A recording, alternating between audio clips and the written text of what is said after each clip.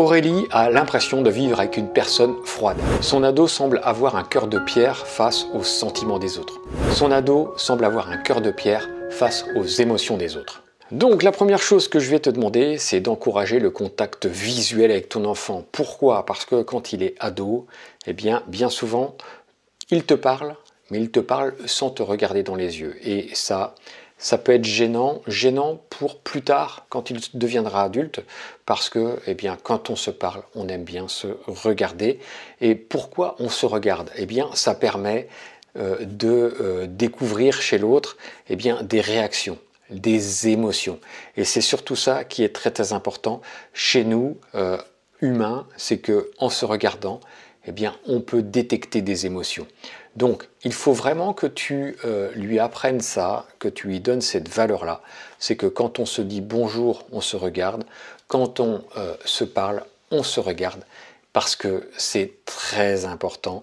Ça fait partie de la communication entre humains, entre adultes. Une autre chose, c'est que quand tu discutes avec ton ado, eh bien, mets-toi à sa portée, mets-toi à sa hauteur.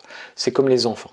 C'est-à-dire que s'il est assis dans le canapé, eh bien, tu vas t'asseoir à côté de lui pour discuter avec lui et tu ne vas pas rester debout. Pourquoi? Déjà parce que il a l'impression que tu es supérieur à lui et ça le gêne énormément. Donc vraiment, quand tu discutes avec lui, tu le regardes dans les yeux à sa hauteur, tu te mets à sa portée.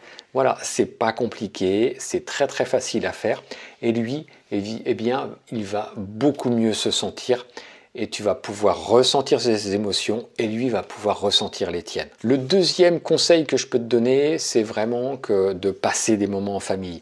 Et quand vous passez des moments en famille, eh bien, il faut éviter tout ce qui est écran. C'est-à-dire que vous allez manger ensemble. C'est-à-dire que le midi, le soir, chaque fois que vous pouvez, eh bien, manger ensemble. Le matin, c'est beaucoup plus difficile parce que chacun va à son rythme. Chacun va prendre à son tour la salle de bain. Mais par contre, le soir, il faut que, par exemple, tous les soirs, nous, c'était un rituel, 19 h, tout le monde savait qu'à 19 h, eh bien, on mangeait. À 19 h précises, eh bien, on mangeait. C'était sans écran, c'était sans téléphone et ça nous permettait d'échanger, ça nous permettait de discuter et d'avoir vraiment un moment en famille, tous ensemble. Et ça, c'est vraiment très important. Tu peux créer d'autres moments également. Ça peut être une séance de jeux de société. Là, c'est pareil, pas d'écran.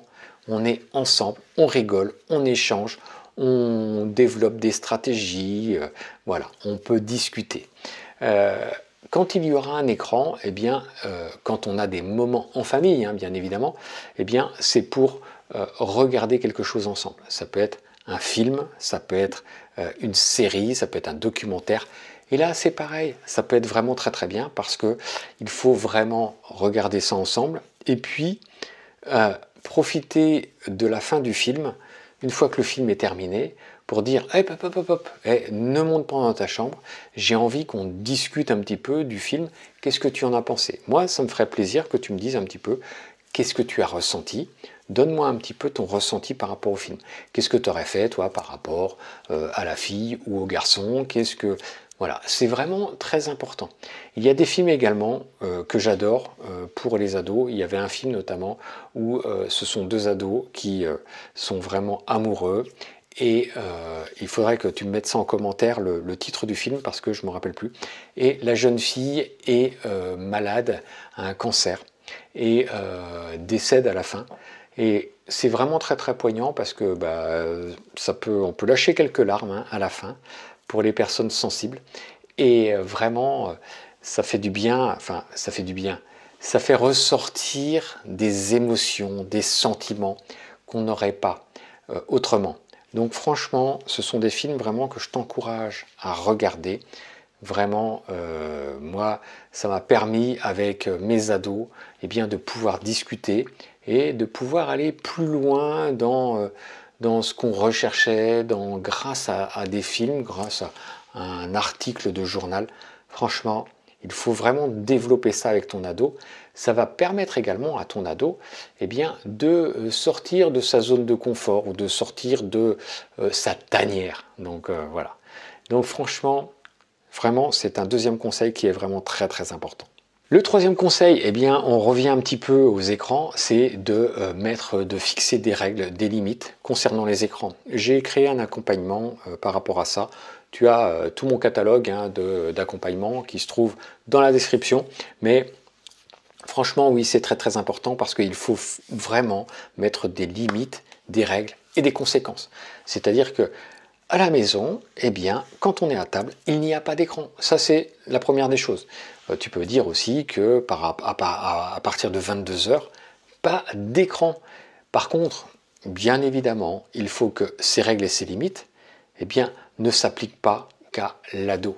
Eh bien oui, parce que ton ado, il faut que tu le considères comme un adulte. Il faut que un ado, c'est un préadulte.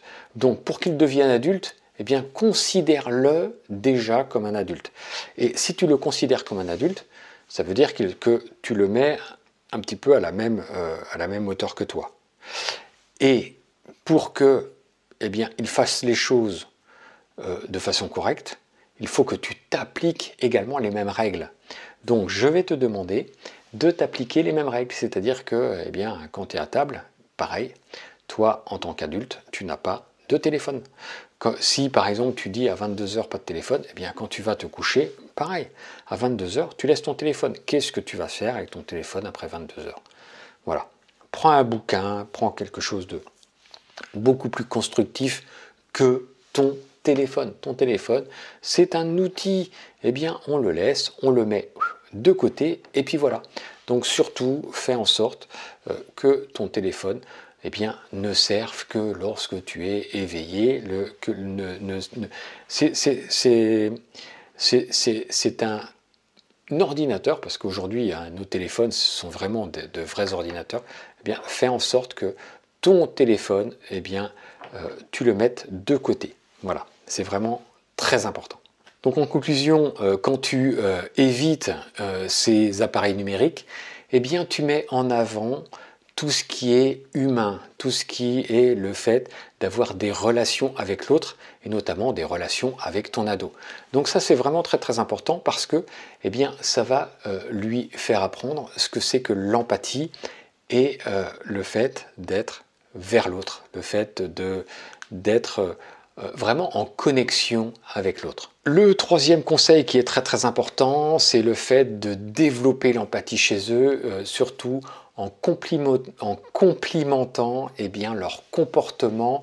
C'est de complimenter leur comportement et leur personnalité. Et ça, c'est très très important. Il faut que toi, en tant qu'adulte, tu leur dises, voilà, ça c'est vraiment très bien. Ça vraiment j'adore. Franchement, là, tu m'as fait plaisir. L'altruisme, la gentillesse, la capacité d'écoute, eh bien ça, ce sont des traits de caractère de la personnalité que tu dois reconnaître chez ton ado. Et chaque fois que, eh bien, il se trouve dans cette situation, eh bien, à toi de lui dire, franchement, ça me fait plaisir, je suis content. Ça va l'aider vraiment à lui construire une estime de soi et faire en sorte qu'il ait vraiment un caractère social, un caractère pro-humain. Il va aller vers les gens, il va vraiment avoir un comportement, un bon comportement avec les autres. Ça peut être par exemple, tu es très généreux de partager ton goûter avec ton frère. Ça, franchement, c'est des choses à dire. Et puis, il faut le relever, il faut lui dire, voilà, franchement, ça me fait plaisir parce que tu es généreux de partager ton goûter avec ton frère. Tu peux rajouter, cela montre que tu es une personne attentionnée. Et ça fait du bien, ça fait plaisir. Au lieu de... C'est pareil, il ne faut pas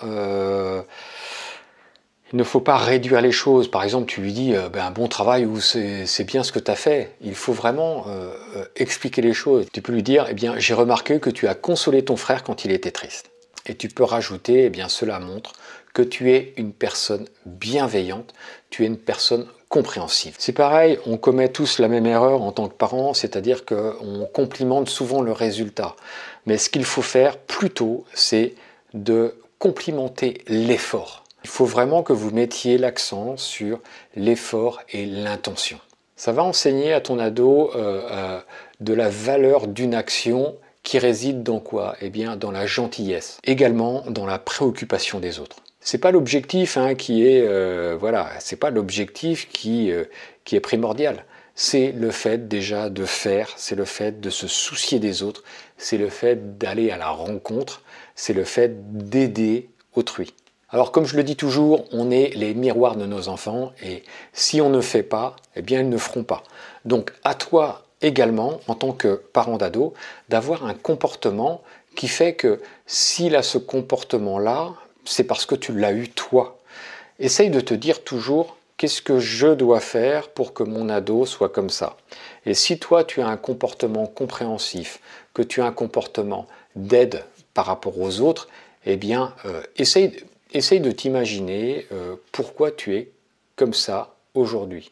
Essaye de t'imaginer que peut-être que c'est par rapport à tes parents. Tes parents eh bien, avaient la communication facile.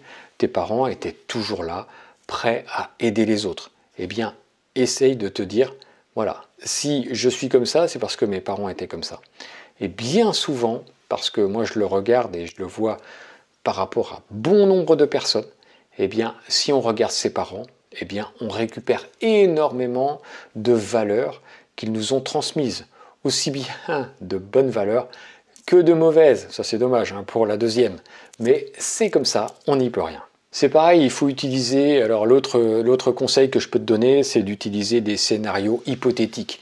C'est-à-dire que tu es en train de discuter de telle ou telle chose et par exemple parce que il a un camarade de classe qui est pas content parce que son devoir a été détruit par un autre, et puis ça a amusé tout le monde dans la classe. Eh bien, essaye de lui dire, écoute, est-ce que toi ça te plairait, tu es en train de travailler sur quelque chose, et puis on te renverse quelque chose dessus. Et là, qu'est-ce que ça te ferait? Comment te sentirais-tu? Est-ce que tu serais content? Est-ce que tu serais malheureux? Pas content?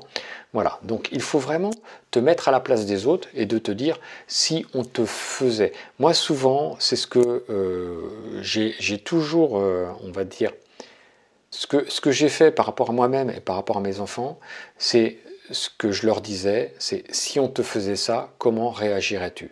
Donc, est-ce que ça te ferait du bien? Est-ce que ça te ferait du mal? Voilà, donc essaye de réfléchir à chaque fois, si tu fais quelque chose à quelqu'un d'autre, de te dire comment va-t-il réagir. Donc c'est vraiment très très important. Comme je te le disais tout à l'heure, c'est pareil de réfléchir par rapport au comportement des autres ou par rapport à l'analyse. Tu regardes un film où il y a vraiment quelque chose d'important, quelque chose de dramatique, eh bien essaye de demander à ton ado à la fin du film, de discuter avec lui et de lui demander qu'est-ce que toi, par rapport au héros, par rapport à la victime, par rapport à tel personnage, comment aurais-tu réagi? Qu'est-ce que tu as ressenti dans la peau de ce personnage-là? Et ça, c'est très très important parce que bien souvent, on regarde des films comme ça sans... Voilà. Alors que là, eh bien, c'est toi qui vas inciter ton ado à lui demander qu'est-ce que tu en penses? Comment aurais-tu réagi par rapport à lui? Et ça, c'est vraiment très très important parce que ça permet à ton ado eh bien, d'analyser, de réfléchir, de se mettre à la place de. Parce que c'est ça l'empathie. L'empathie, c'est se mettre à la place de l'autre et se dire, voilà, comment est-ce que je ferais pour, voilà, pour lui faire plaisir, et c'est vraiment penser, on ne pense pas qu'à soi, on pense aux autres. L'autre conseil que je vais te donner, parce que bien évidemment, là c'est un conseil qui est vraiment très très important, parce que bon nombre de parents tombent dans le piège, c'est-à-dire que chaque fois que l'enfant arrive de l'école, eh bien on lui demande, voilà, eh bien est-ce que tu as eu une bonne note? Est-ce que ça s'est bien passé? Voilà, eh bien ça, ce sont des questions que n'aiment pas les ados. Voilà. Par contre, on va lui demander, tiens, comment tu t'es senti par rapport à ton cours de sport? Parce que tu m'as dit aujourd'hui que tu ne te sentais pas très bien. Comment tu t'es senti? Est-ce que ça a été? Est-ce que tu as eu des difficultés? Et là, c'est vraiment très très bien parce qu'on demande le ressenti de son enfant par rapport à comment il était le matin. C'est pareil, c'est une question qui est vraiment très très importante à leur poser, c'est y a-t-il un moment aujourd'hui où tu t'es senti triste ou tu t'es senti heureux? Vas-y, dis-moi, explique-moi. Peut-être qu'aujourd'hui tu t'es senti heureux parce que, voilà, Ça faisait longtemps que tu ne parlais de cette fille-là et aujourd'hui, eh bien, tu lui as parlé. Waouh! Super, eh bien tu dois être vraiment content, tu dois être vraiment heureux. Et je le vois dans tes yeux que tu es heureux parce que tu as tes yeux qui pétillent, et ça c'est normal. Hein, tu as pu discuter avec elle, et ça c'est top. Donc franchement, ça leur fait du bien, parce que on rentre un petit peu dans leur vie intime, sans trop, mais ils sont contents parce que, eh bien, on est là, on s'occupe d'eux. C'est pareil, quelque chose de vraiment très très intéressant et à chaque fois vous allez marquer des points, c'est quand vous prenez des nouvelles de leurs meilleurs amis. Ça c'est très très important. Il faut que toi en tant que parent d'ado, tu connaisses leurs amis. Super important de connaître les amis de tes enfants. Bien oui, parce que c'est tout à fait normal de les connaître, parce que ça fait partie intégrante de leur vie et si vraiment tu veux obtenir de l'empathie vis-à-vis de ton ado, eh bien c'est de te soucier un petit peu de tout son environnement, de son environnement amical, de son environnement au niveau de ses passions. Il faut que tu connaisses ses passions et ça c'est très très important. Donc franchement, par rapport à tout ce que je t'ai dit, il faut vraiment que tu utilises des techniques, comme j'ai pu te le dire là, de communication empathique et de participer à des activités qui favorisent l'empathie. Ça, c'est vraiment très très important. En tout cas, bon, j'espère que les conseils que j'ai pu te donner là, eh bien, vont vraiment faire en sorte que tu avances vis-à-vis de ton ado. La conclusion que je vais pouvoir te donner par rapport à ça, eh bien, c'est que ton ado n'est pas condamné à rester dans sa bulle émotionnelle. Il va évoluer, bien évidemment, et ça, c'est normal. Donc, avec les bonnes approches, avec beaucoup d'amour et surtout de la patience, parce qu'il en faut quand ils sont enfants, mais également quand ils sont ados, eh bien, tu vas pouvoir l'aider à ouvrir son cœur à toi-même et au monde en général. Et c'est ça qu'on veut par rapport à l'empathie. Il y a beaucoup de parents également qui vraiment sont trop attachés à leurs enfants et ils n'ont pas encore coupé le cordon. Et vraiment à l'adolescence, il faut couper le cordon parce que l'ado, c'est ce qu'il demande à ses parents. L'ado, c'est la période où il veut se détacher de ses parents.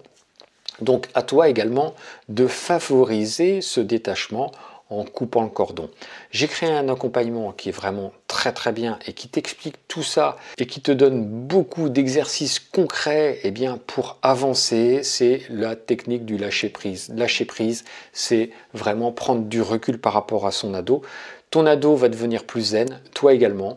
Toi, tu vas prendre du temps pour toi parce que eh bien, tu as tellement été attaché à ton ado qu'il faut aussi que tu fasses un travail sur toi-même parce que va arriver bientôt le syndrome du nid vide. Et si tu n'as pas travaillé là-dessus avant, eh bien, tu vas avoir énormément de douleur. Donc vraiment, c'est dans la description, c'est le lâcher prise. Et franchement, il faut que tu lâches prise à un moment donné parce que quand ton ado sera adulte, eh bien, ce sera trop tard. Donc voilà. Donc c'est aussi pour toi que pour lui. Vraiment, vous allez vous faire du bien tous les deux. Donc, franchement, n'hésite pas. C'est un super accompagnement. J'adore cet accompagnement parce que bon nombre de parents, et notamment les mamans, eh bien, ont beaucoup de mal. En tout cas, eh bien, j'espère que tous les conseils que j'ai pu te donner vont vraiment t'apporter. Et puis, je te dis à très très vite dans une prochaine vidéo. Allez, et puis en tout cas, Aurélie, eh bien, je te souhaite tout le meilleur. Allez, ciao, ciao.